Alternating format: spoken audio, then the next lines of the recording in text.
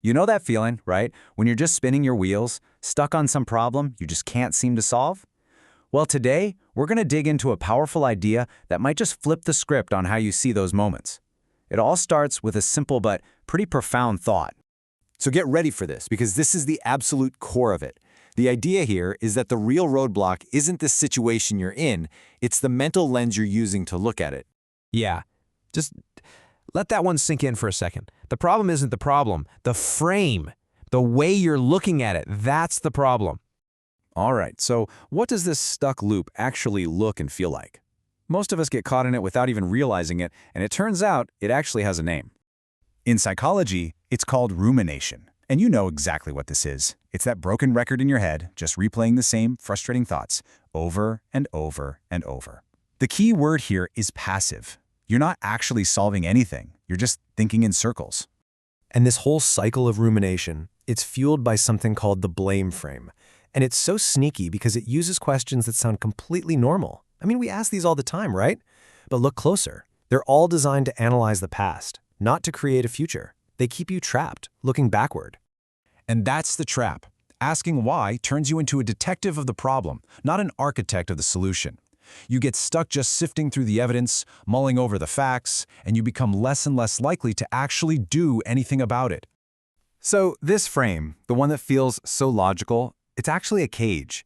It locks you into overthinking, into justifying your situation, and it keeps you planted exactly where you are. There's zero movement.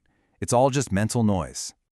But, okay, what happens if we just shift the frame a little bit? This right here is the moment we go from being stuck to actually getting into motion. This is what we call an outcome orientation, and it's a total game changer. Instead of focusing on the problem, you take your desired outcome, what you actually want, and you put it right in the driver's seat. It becomes the thing that guides everything you do from here on out. And this huge shift, it's all driven by a totally new set of questions. Just look at these. Feel how different they are. They're not about blame. They're not about the past. They are 100% about creation and moving forward. These are active questions, not passive ones. This table just lays out the difference perfectly. The blame frame is all about the problem. Its goal is to make something bad go away, and the result, just noise in your head. But the outcome frame, it's focused on creation. The action is to bring something new into being, and the result is real, actual forward movement. It's a world of difference. Now, listen, this isn't just some nice mental trick or a feel-good idea.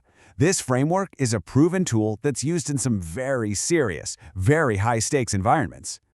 Seriously, this is not pop psychology. It's a core principle of evidence-based coaching. We're talking the same stuff elite coaches use to help top performers break through their plateaus.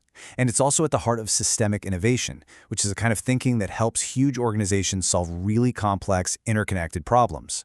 This has been researched, tested, and validated.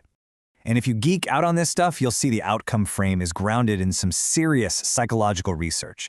It pulls from positive psychology's focus on the future, it uses reframing techniques from cognitive behavioral theory, and it's built on the solution-focused approach, which is all about building on your strengths instead of just dwelling on problems. And check out this fantastic real-world example from the Net Zero Living program.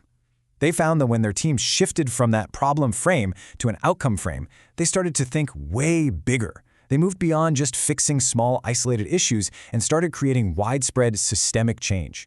I mean, that is the power of this shift. Okay, so this is all great for big projects, but let's bring this all back to you.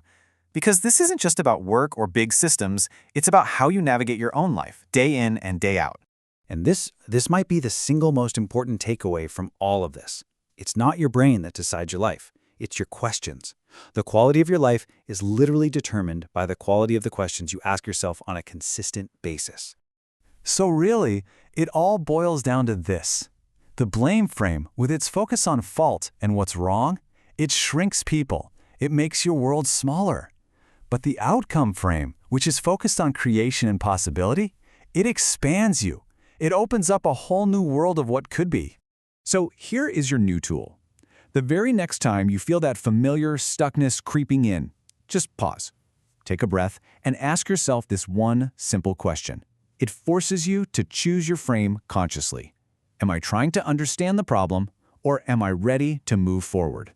Because here's the thing, you can't be in both of those frames at once. You have to choose. And choosing the right questions, that's the very first step to getting truly and finally unstuck.